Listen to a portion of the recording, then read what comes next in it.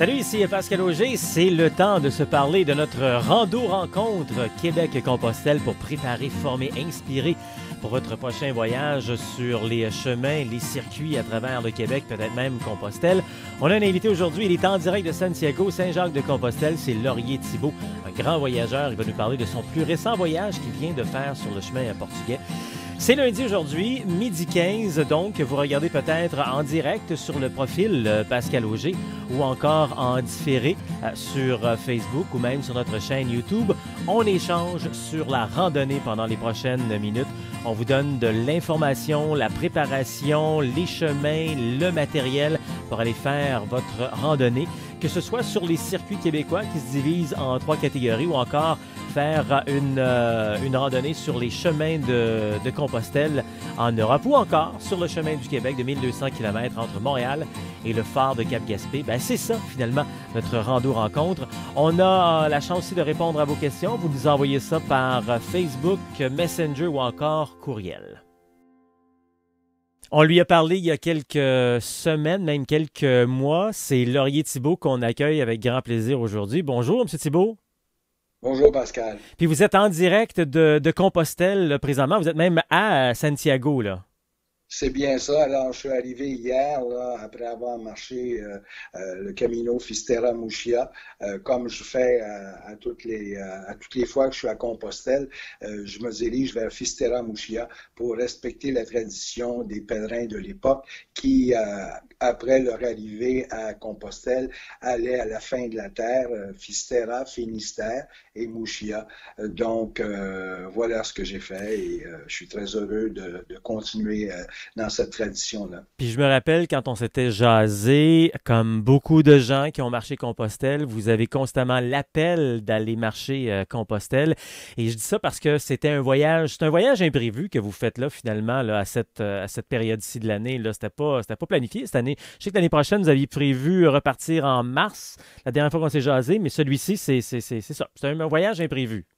Oui, alors je m'ennuyais d'un peu de Santiago et j'ai demandé à mon épouse la permission de pouvoir partir là à peu près 15-16 jours et ça m'a été accordé et voilà, j'ai décidé de marcher une partie du Camino Portuguès, mais cette fois-ci à partir de Porto, mais par la voie côtière, puisqu'en 2016, j'avais fait le Camino Portuguès, mais à partir de Lisbonne jusqu'à Santiago, par le chemin du centre, mais en passant par la variante Fatima. Et OK. c'est un peu plus long à partir de Porto quand on fait le chemin côtier, mais ça vaut vraiment la peine. C'est très reposant et j'aime beaucoup entendre le bruit des vagues et voir l'océan. C'est ce que j'ai eu la chance de voir à plusieurs reprises, presque tout le temps, entre Porto et Vigo. Mais parlons-en justement de ce chemin-là. Vous êtes un grand aventurier, vous avez fait plusieurs chemins de Compostelle et d'autres chemins également. Juste nous préciser, là, quand on part de Porto, de Lisbonne, il y a quoi? C'est 2 chemins quand on veut se rendre à Santiago, un plus dans les terres et un plus côtier, c'est ça?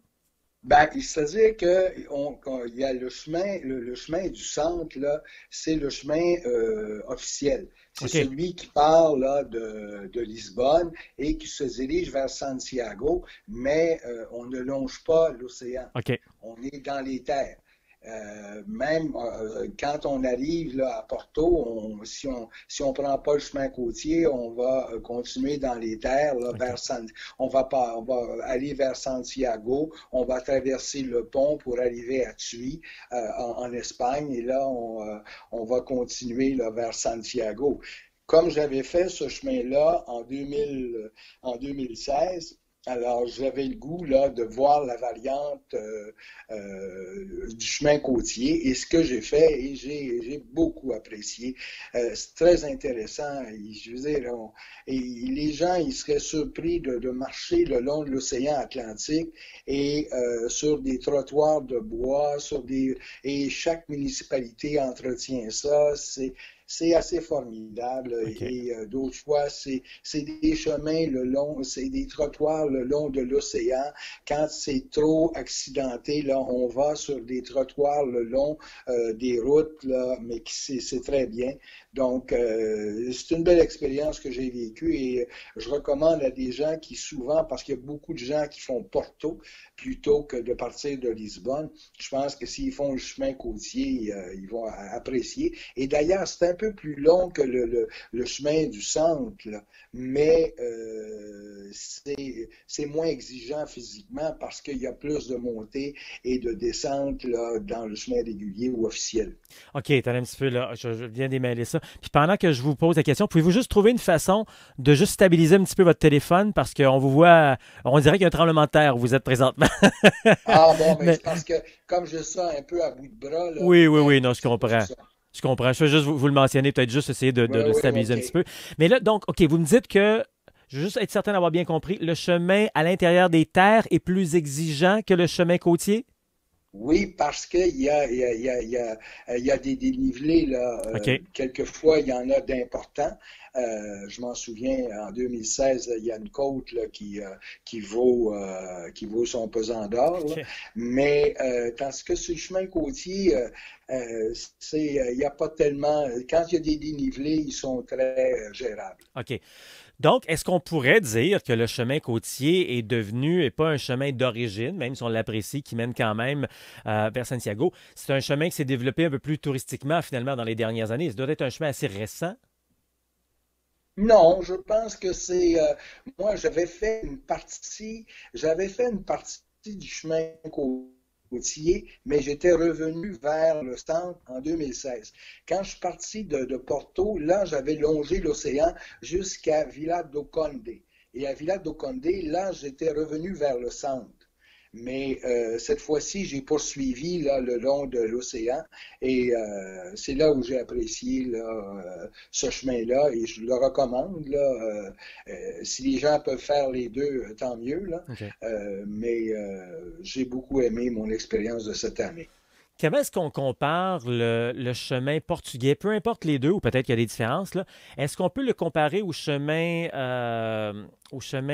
en Espagne ou plus en France? Ce que je veux dire, c'est les hébergements. On sait qu'en France, on fonctionne d'une certaine façon, tandis qu'en Espagne, c'est un peu différent. Comment est-ce qu'on se situe là-dedans pour le chemin portugais?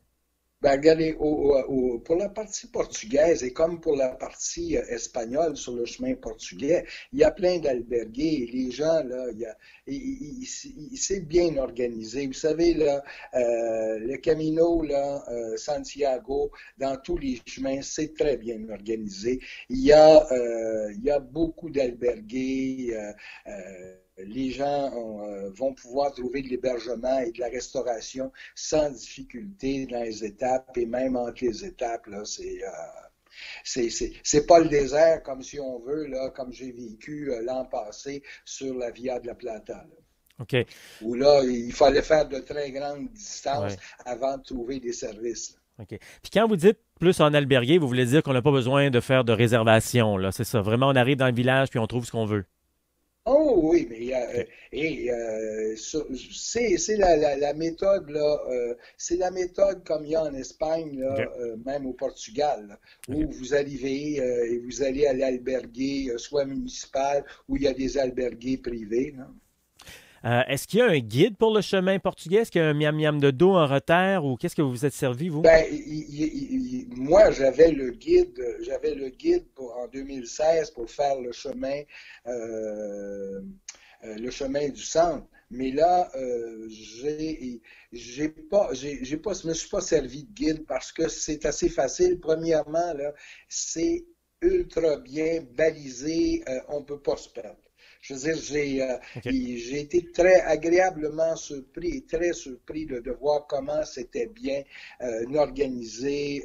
Il y a des balises partout. On peut pas se perdre. OK. Alors, on a juste à suivre les flèches, puis on s'en va à Santiago. Puis il y a beaucoup ici de balises jacquères, là, comme on connaît. Là. OK. Puis les coûts, est-ce que ça ressemble encore comme en Espagne, des dortoirs à 5, 10 euros?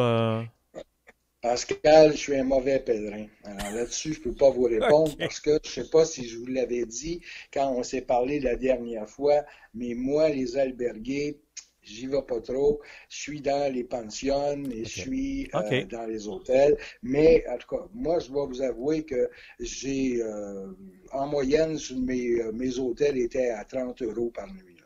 OK. Puis, ben, Je trouve ça raisonnable, là. ouais, C'est des bonnes chambres et tout ça. ouais. Mais je pense qu'en albergué, là, on doit tourner autour de 10 euros, là, OK. peut-être. Mais c'est beaucoup moins cher qu'à l'hôtel, ça, c'est sûr. Ouais. Puis expliquez-nous justement pour peut-être des gens qui comprennent pas le terme pension, même s'ils comprennent pas, peut-être qu'ils connaissent pas non plus la France, parce que ça fonctionne aussi comme ça. Qu'est-ce que vous aviez, qu'est-ce que ça inclut, puis combien ça coûte en pension?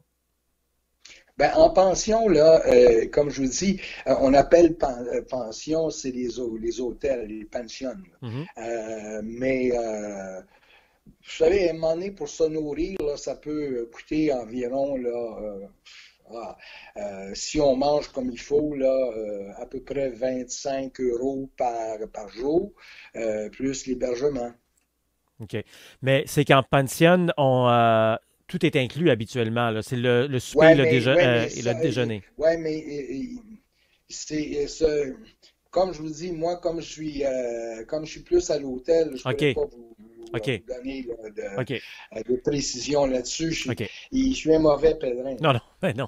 Vous savez très bien que vous n'êtes pas un mauvais pèlerin. Non, Vous êtes mais c'est parce que je laisse les places aux autres. Oui, c'est ça, c'est bien dit, ça, c'est correct, c'est bien dit. Combien de temps ça prend à faire ce trajet-là, là? Vous êtes parti de... Ah, écoutez, là, moi, j'ai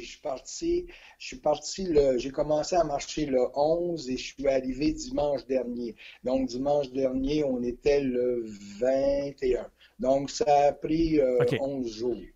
OK. 11 jours pour cette section-là, mais après, vous avez Ouais. continué pour faire une partie de la boucle Pour jusqu'à... aller à Fistera, à Mouchia, ouais. OK, Alors, j'ai fait j'ai marché de C à Santiago, de C à Fistera et de Fistera à Mouchia parce que la façon dont il me manquait de temps, donc je pouvais pas là faire toutes les étapes comme je faisais d'habitude là entre Santiago, Negreira, OK, Olviera et Fistera et Mouchia par la suite là. Alors. OK. Dites-moi, vous avez sûrement voyagé à différentes périodes de l'année. Là, vous êtes à l'automne. De un, vous êtes sur un chemin qui est quand même, bon, j'imagine populaire, mais moins achalandé que le Camino Frances, peut-être moins que le chemin du Puy. Vous pourrez me corriger si vous voulez là-dessus, là. Dans tous les chemins que vous avez fait, d'ailleurs, le chemin portugais, on pourrait dire que c'est quoi? C'est sûr que c'est après le Camino Frances qui est le plus achalandé. Probablement le chemin du Puy aussi. Est-ce que ce serait le troisième dans l'achalandage ou est-ce que le Del Norte est plus achalandé? Juste pour avoir une idée un peu d'où il se Ben, situe. écoutez, il est sûr d'une chose, là, le portugais, c'est le deuxième. Et le deuxième, pourquoi? Non pas parce que les gens partent de Lisbonne, mais parce que les gens partent de Porto. Et je dois OK. vous dire que OK. moi qui étais habitué à marcher presque toujours seul, sur ce chemin-là, là, on n'est pas seul. Parce qu'il y a OK. beaucoup de gens qui partent de Porto, ils ont peu de temps. Et ça prend moins de 2 semaines. Alors, si les gens qui ont 2 semaines de OK. vacances, bon, ben, ça va bien là, pour faire ce OK. chemin-là là, sans difficulté. Et donc, voilà.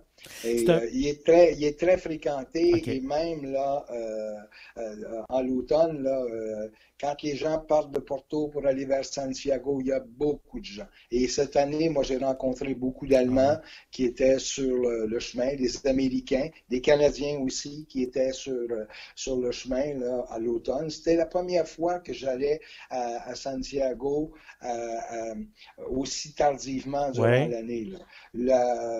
Mon plus tard, ça a été justement en 2016 sur le portugais, mais j'étais dans le mois de septembre. J'étais pas dans le mois d'octobre. OK. Moi, je dois vous avouer que cependant, j'ai marché là presque tout le temps pendant les 2 semaines là à la lampe là, frontale parce que moi, je quitte tôt le matin vers 6h15 et il commence à faire jour là, vers environ 8h30, 9h moins quart. OK. OK. Alors là, on va avoir un changement là, d'heure là, dimanche. Alors, je sais pas, là, ça va sûrement améliorer les choses, là. OK.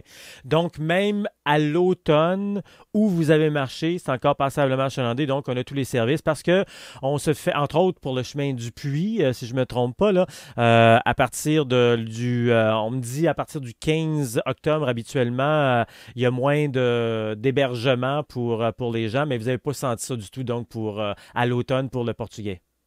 Non, non, mais comme je vous dis, comme il y a tellement de gens Oui, qui font ce chemin-là parce qu'il est court entre Porto et oui, Santiago, que oui, là, OK. écoutez, il y a plein de services. Et il y a aussi, vous savez, on n'est pas sur de longues distances sans qu'on ait Ouais, des villages ou des villes importantes ou assez grandes pour pouvoir offrir des services d'alimentation et d'hébergement, là. OK. Est-ce que je peux oser vous poser la question si vous avez un préféré entre l'intérieur des terres et le chemin côtier ou vous appréciez les deux pour chacun leur diversité? Mais je dois vous avouer que j'aime le chemin côtier. OK. Je l'avais fait une partie en 2016 et voilà pourquoi je l'ai fait au complet cette année. La mer, on entend le bruit des vagues sans cesse. Moi, j'aime ça. OK. Et on marche là sur des sentiers là, très intéressants. Il y a plein de monde qu'on rencontre. On rencontre les Espagnols qui vivent à proximité, qui vont faire leur jogging, leur marche OK. sur ces chemins-là, là, et c'est très intéressant. Puis quand on dit côtier, là, c'est pas comme le Camino del Norte où on voit l'eau, mais on est souvent éloigné. Tandis que vous, si vous êtes vraiment proche de l'eau, là. Oui, mais oui, je vous dirais, à part là, à part une étape et demie là, où à un moment donné, là, on s'éloigne là, beaucoup plus de l'océan, mais après ça, on y revient, là. OK. OK. Je me rappelle dans mes notes, vous aviez prévu repartir en mars 2019. Est-ce que c'est toujours prévu, Oui, ça? oui. Alors OK. là, je devrais quitter au début de mars 2019 pour me diriger de Rome jusqu'à Brindisi, dans le sud de l'Italie, OK. environ 750 kilomètres. Après ça, je vais revenir à Rome en avion parce que je ne prendrai pas le bateau pour aller à Jérusalem. Là, il y a beaucoup trop de bateaux à prendre. Il faut faire des transferts. Donc, je vais faire ça par avion et je vais par la suite faire Rome-Tel Aviv.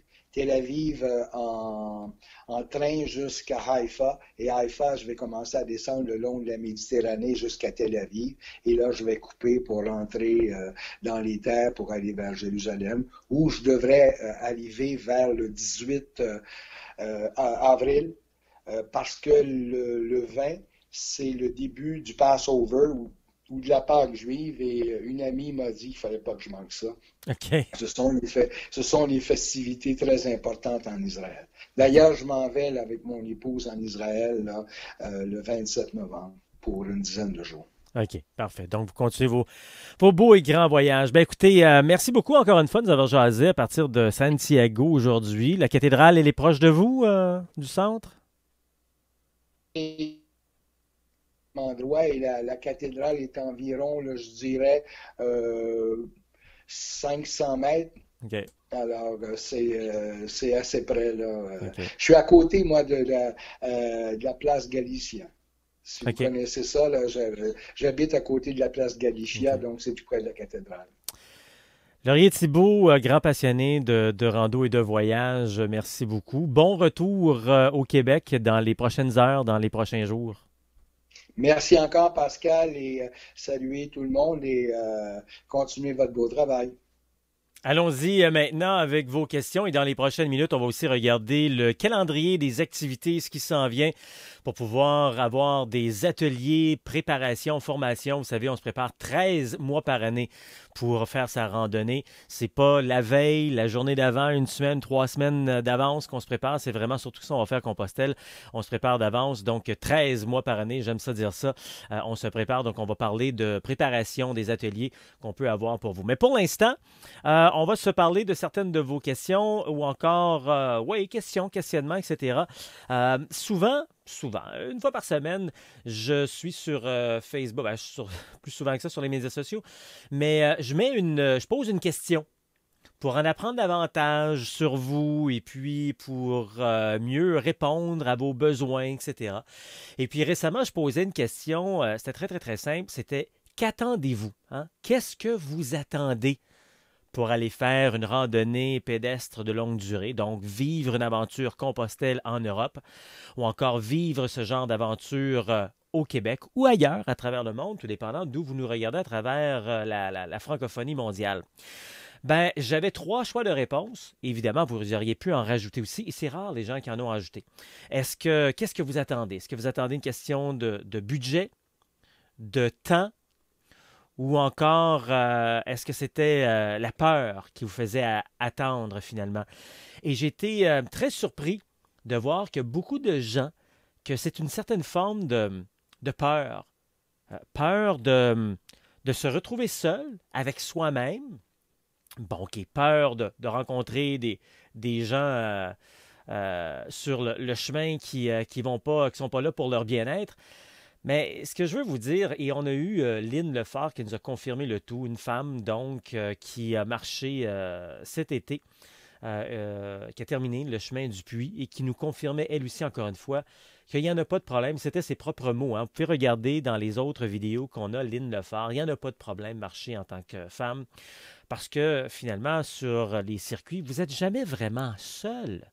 Il y a toujours d'autres gens qui sont là également que vous voyez sont en avant ou en arrière, il y a beaucoup de villages, etc. Donc, c'est passablement sécuritaire et vous n'avez pas nécessairement plus de chances d'avoir de mauvaises aventures que vous pourriez en avoir ici dans votre entourage. Évidemment, encore une fois, ça dépend d'où vous êtes là, dans la francophonie, mais je vais de façon assez généraliste. Alors, il faut vraiment mettre ce côté-là de côté. Cesser d'avoir peur. Et très souvent, les peurs qu'on a, c'est pas nos peurs. Nous, on a le goût d'aller marcher. On a le goût d'aller se faire plaisir. On a le goût d'aller découvrir cette aventure. C'est les peurs des autres. Hein? On se fait dire, ouais, tu sais, c'est dangereux. Ouais, tu vas être toute seule. Ouais, où c'est que tu vas manger? C'est que tu vas faire? Comment tu vas vivre?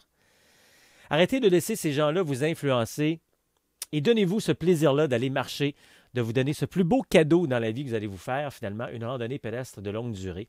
Et faites-vous donc ce cadeau. Donc, on laisse tomber la peur. Et pour les autres questionnements qu'on avait, je manque de temps, je manque d'argent. Premièrement, pour l'argent, sachez là, que c'est très abordable, le marché Compostelle. C'est à peine 30 euros par jour pour vivre. C'est 50 dollars canadiens environ pour marcher, entre autres, sur le Camino Frances. Alors, c'est passablement abordable. Et là, je parle de loger nourri. Et pour ce qui est de l'autre raison qu'on donnait, le temps. Le temps. En général, l'espérance de vie, en général, d'à peu près 80 années.